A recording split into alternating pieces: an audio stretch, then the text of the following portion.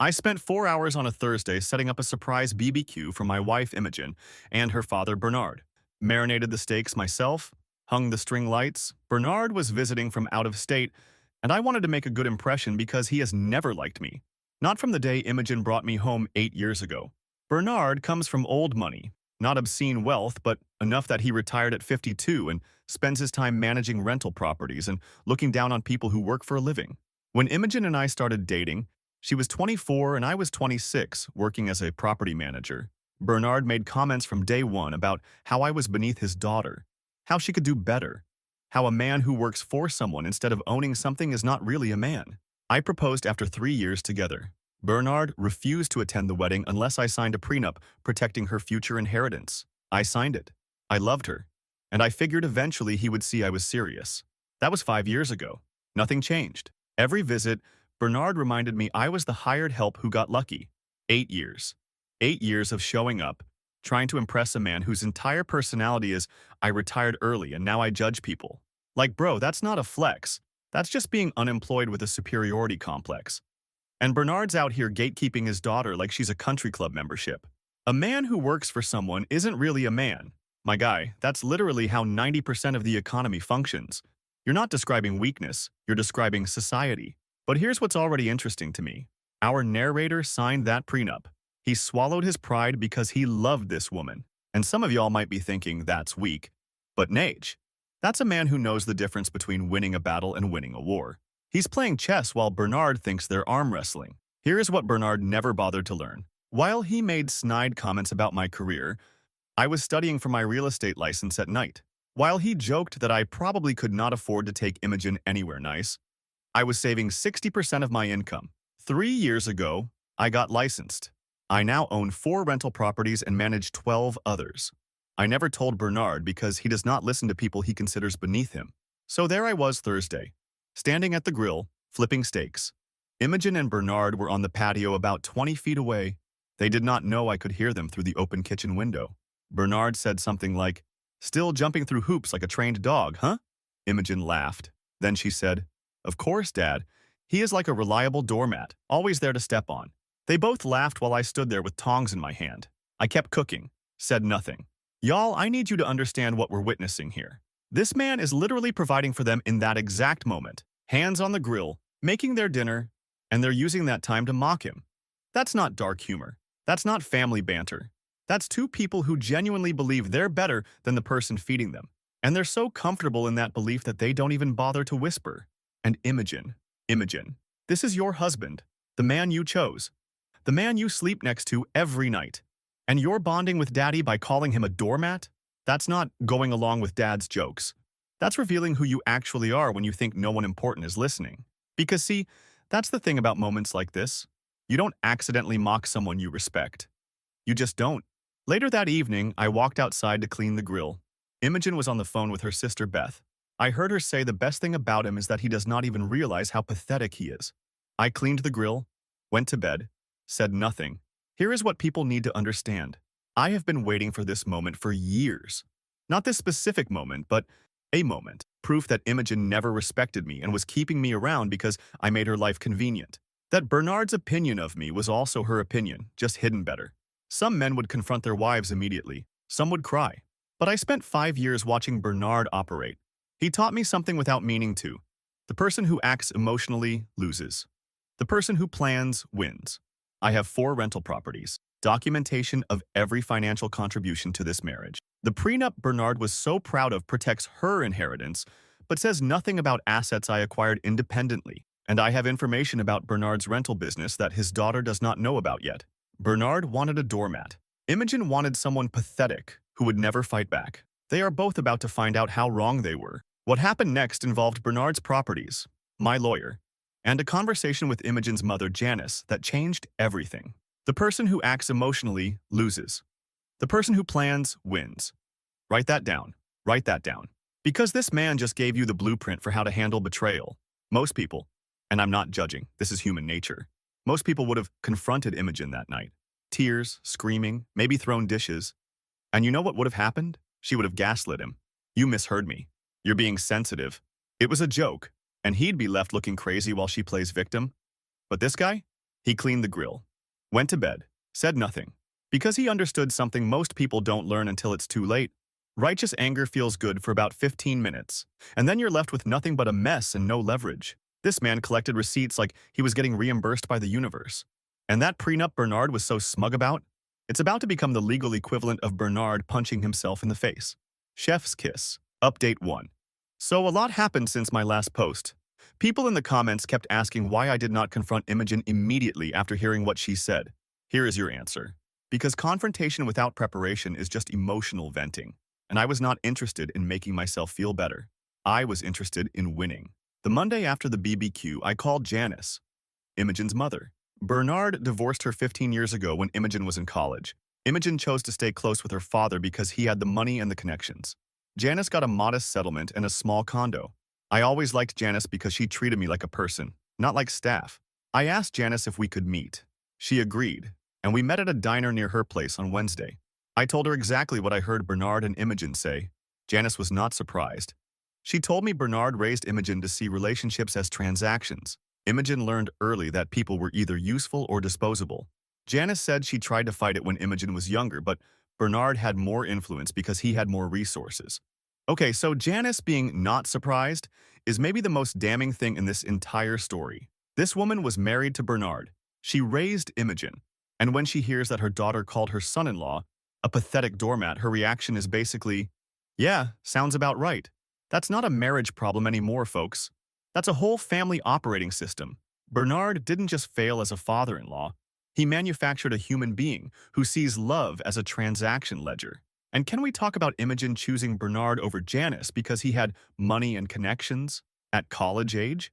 That means this woman was already calculating relationship ROI before she could legally drink. She was trained from childhood to follow the resources, which means when she picked our narrator, she thought she was picking someone controllable and grateful. She wasn't looking for a partner. She was looking for a golden retriever with a paycheck. Then Janice told me something that made everything click. Bernard's rental properties are struggling. 3 of his 8 units have been vacant for months. He has been bleeding money and hiding it from everyone. Janice knows because her brother Luke still works as Bernard's accountant and mentioned it to her last Christmas. Bernard is not wealthy anymore. He is pretending to be wealthy. This changed everything. Bernard spent 8 years treating me like garbage because I work for a living. And meanwhile, his empire is crumbling. And Imogen does not even know. I went home Wednesday night and Imogen asked where I had been. I told her I had a meeting with a potential property owner. She barely looked up from her phone. That was the moment I realized she had stopped seeing me as a husband years ago. I was background noise.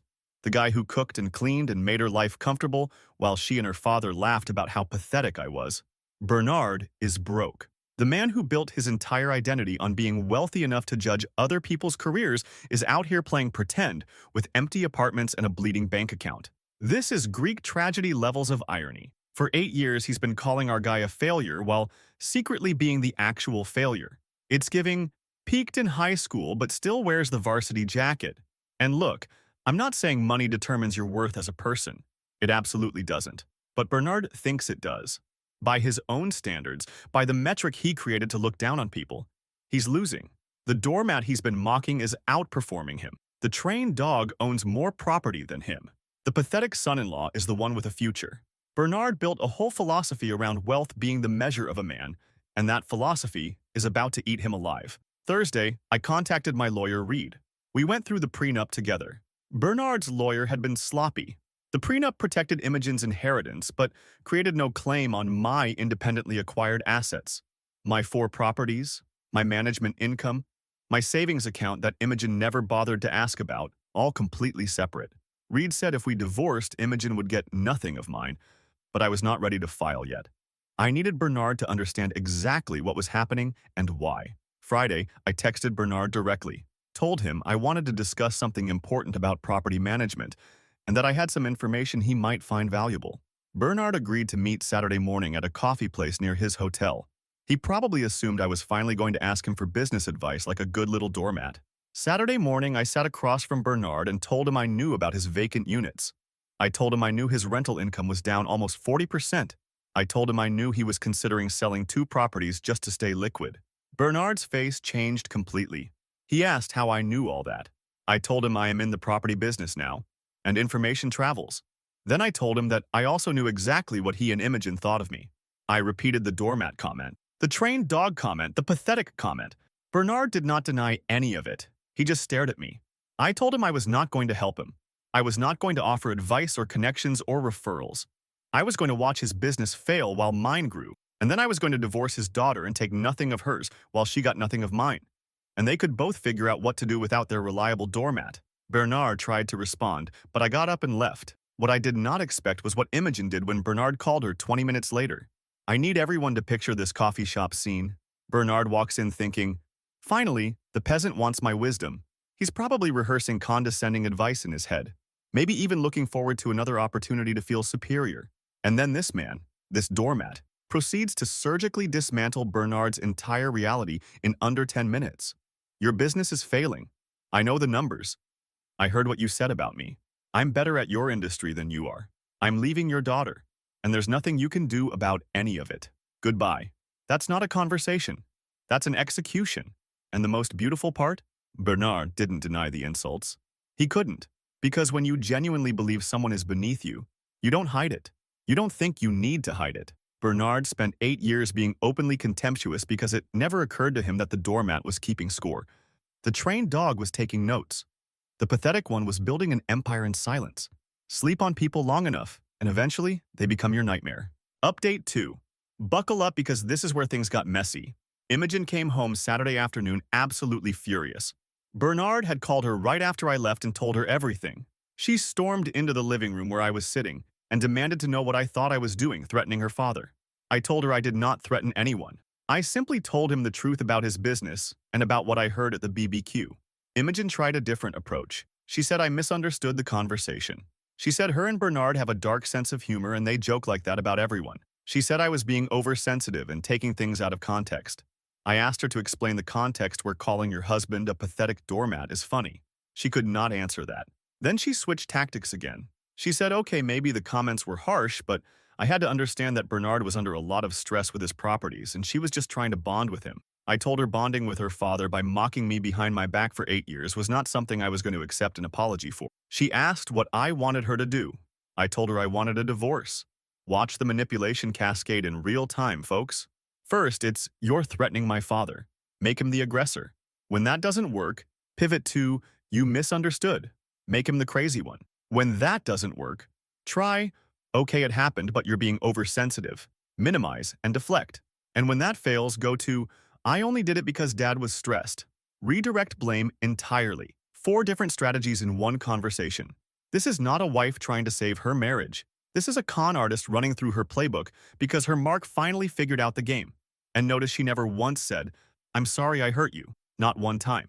Because she's not sorry she did it. She's sorry she got caught. There's a massive difference between I regret my actions and I regret the consequences of my actions. And Imogen is speedrunning that second one. Imogen went pale. She said I was overreacting. She said every marriage has rough patches and we could work through this with counseling. I told her this was not a rough patch. This was the foundation of our entire relationship being revealed as a lie. She never respected me. She never saw me as her equal. She kept me around because I was convenient, and she thought I would never figure it out. Here is where Beth got involved. Imogen called her sister Sunday morning crying, and Beth drove over that afternoon to mediate. Beth has always been the peacemaker in their family. She sat us both down in the kitchen and asked me to explain my side. I explained everything. The BBQ comments, the years of Bernard's condescension, Imogen never once defending me. Beth turned to Imogen and asked if it was true. Imogen admitted the comments happened, but kept insisting I was blowing things out of proportion. Beth asked Imogen why she never told their father to stop treating me that way. Imogen said it was complicated, that Bernard has strong opinions and it was easier to just let him talk. Beth looked at her sister and said that was really messed up. It was easier to just let him talk. Easier. For who, Imogen? Easier for you because you didn't have to rock the boat with Daddy. Not easier for your husband who had to sit through 8 years of disrespect while you nodded along. That excuse is actually worse than no excuse because it confirms everything. She knew it was wrong. She knew he was being mistreated. And she made a conscious choice to protect her comfort over her partner. That's not weakness. That's a decision. A repeated decision, made every single time Bernard opened his mouth. And bless Beth for saying that was really messed up out loud. Because sometimes people need to hear their behavior described by a neutral third party. Imogen could tell herself that her husband was being dramatic, but her own sister looking at her and calling it out? That's the moment the narrative she'd built starts cracking. But Beth did not take my side completely either. She told me that divorcing Imogen over one overheard conversation seemed extreme. I told Beth it was not one conversation, it was 8 years of being treated like the help while I built something real and kept quiet about it. Beth asked what I meant by built something real, so I told them both. The 4 properties, the management business, the savings. Imogen's face changed completely when she realized I had been quietly successful this entire time while she and Bernard assumed I was struggling. She asked why I never told her. I said because she never asked. She never cared about my career or my goals. She only cared that I showed up, cooked dinner, and made her life comfortable. Beth left around 8 that night. Before she did, she pulled me aside in the driveway and told me that Imogen was panicking because she had been counting on Bernard's inheritance and now that was uncertain. Beth said Imogen might try to change my mind about the divorce, not because she loved me, but because she was scared of being financially alone. She never asked. 3 words that ended a marriage. And honestly, that hits harder than any insult Bernard ever made. Because think about it. Imogen was so convinced of her husband's mediocrity that she never even bothered to check. Never asked, "How's work going?" Never wondered why he had money for things. Never paid attention to the human being she shared a life with. She had already decided who he was and she stopped looking at him entirely. And Beth's driveway warning is just perfect because it confirms the transactional DNA in this family. Even in crisis, Imogen's calculus is financial. Not, "I'm losing my partner." Not, "I damaged someone who loved me." It's, "Dad's inheritance is shaky and now my backup plan is walking away." She's not mourning a relationship. She's watching her retirement portfolio collapse in real time. Bernard raised her well. Monday morning, Bernard showed up at one of my rental properties. Talked to my tenant. Told them he was considering buying the building and asked questions about the management, rent prices, maintenance issues. My tenant texted me immediately because she thought it was weird. Bernard was trying to dig up dirt on my business. He was trying to find something he could use against me. That was when I realized Bernard and Imogen were not going to accept this quietly. They were going to fight back. Final update. 3 weeks since the BBQ. Here is how it all ended. After Bernard showed up at my property harassing my tenant, I contacted my lawyer, Reed. Reed sent Bernard a cease and desist letter warning him that further contact with my tenants or interference with my business would result in legal action. Bernard backed off from that approach, but he was not done. Bernard tried a different angle. He started calling property owners I work with, telling them I was inexperienced and unreliable. He contacted 3 of the 12 owners whose properties I manage. 2 of them called me directly to ask what was going on. I explained the situation honestly. Both said Bernard sounded desperate and unprofessional, and they had no intention of ending our arrangement. The 3rd owner never responded to Bernard at all. Bernard really said, "Let me commit business defamation to own my son-in-law." Like that's a winning strategy. My guy, you're broke. Your business is failing. And your play is to call other professionals and tell them the successful property manager is actually bad at his job? You sound like a Yelp reviewer who got kicked out of an Applebee's. And the audacity to call someone inexperienced and unreliable when your own units are sitting empty and you're selling properties at a loss just to keep the lights on. That's like a guy on a sinking ship telling people the lighthouse keeper doesn't know what he's doing. Bernard's not fighting back. He's flailing, and everyone he calls can hear the desperation in his voice. 2 property owners heard him out and immediately called the narrator to say, "Yeah, this guy sounds unhinged." Even his attacks are backfiring. Meanwhile, Imogen kept trying to save the marriage. She suggested couples therapy. She suggested we take a vacation together to reconnect. She even suggested Bernard apologize to me formally if that would help. I told her that Bernard's apology would mean nothing because he does not respect me and never will. She asked what would help. I told her nothing would help because the problem was not fixable. She did not love me. She needed me. Those are different things. The divorce papers were filed the 2nd week. Reed handled everything. Because of the prenup Bernard insisted on years ago, the process was straightforward. Imogen's inheritance was protected. My properties were protected. We split joint accounts 50-50, which was fair. Imogen hired her own lawyer who reviewed everything and could not find any angle to get more. That was when the voicemails started. First, Imogen called to tell me I was making a mistake and that she was willing to change. Then she called to ask if we could at least talk one more time before finalizing. Then she called crying, saying she did not know how to explain this to people and asking if we could tell everyone the divorce was mutual. Then she called angry, saying I was punishing her for one bad conversation and that I would regret this when I was alone. She did not love me. She needed me. Those are different things. That's the whole story right there. That's the thesis statement. Because love makes you curious about someone. Love makes you want to know their dreams, their struggles, their wins. Need just makes you want them to keep showing up. Imogen wasn't heartbroken about losing a partner, Antortizo. She was panicked about losing a service provider. And the voicemail progression is textbook grief stages from someone who's grieving their lifestyle, not their relationship. First, it's bargaining. I'll change. Then, it's negotiation. Let's just talk. Then, it's image management. Can we say it was mutual? Then, it's anger. You'll regret this. At no point does she say, I love you and I see now how I hurt you. Because that would require seeing him as a person. And she never did. He was a function. A role. The guy who showed up. And now the position is vacant and she doesn't know how to post the listing. Bernard called too. First he tried negotiating, saying he could introduce me to investors who might help grow my business. I did not respond. Then he called to say I was being petty and vindictive. Then he called to ask what it would take for me to help him fill his vacant units, since I clearly knew the market better than he did. The man who spent 8 years calling me pathetic was now asking for my help. I saved that voicemail. Last week, Bernard had to sell one of his properties at a loss just to cover operating costs on the others. Janice's brother Luke confirmed it. The buyer was someone I referred to the listing. Not me directly, but someone who trusts my judgment. Bernard does not know that connection exists and probably never will. I need y'all to sit with this for a second. Bernard. Bernard. The man who said working for someone means you're not a real man. The man who demanded a prenup because his daughter was marrying beneath her. The man who called his son-in-law a trained dog at the BBQ he was cooking. That man left a voicemail asking for help with his business, asking the doormat for directions, asking the pathetic one for guidance. If you wrote this in a movie script, people would say it's too on the nose. But real life doesn't care about subtlety. Sometimes karma shows up with receipts and a timestamp, and the fact that Bernard's property got sold to someone in our narrator's network, that's not even revenge. That's just competence. The doormat became the floor everyone walks on to get where they're going, and Bernard still doesn't realize the entire room belongs to him now. Imogen moved in with Beth temporarily. She sent me one final message through Beth asking if there was any chance of reconciliation. I told Beth to tell her that I spent 8 years being a reliable doormat and now I was done. Imogen could figure out her future the same way I figured out mine, quietly and without anyone noticing until it was too late. The divorce finalized last Friday. I kept the house because it was purchased with my separate funds before the marriage. Something else Imogen never paid attention to. Some people in the comments asked if I feel satisfied. The answer is yes. Not because I destroyed Bernard or ruined Imogen, but because I spent 8 years being underestimated by people who thought they were smarter than me. They were wrong. Bernard wanted a doormat. He trained his daughter to find one. Instead, they got someone who listened, learned, planned, and waited.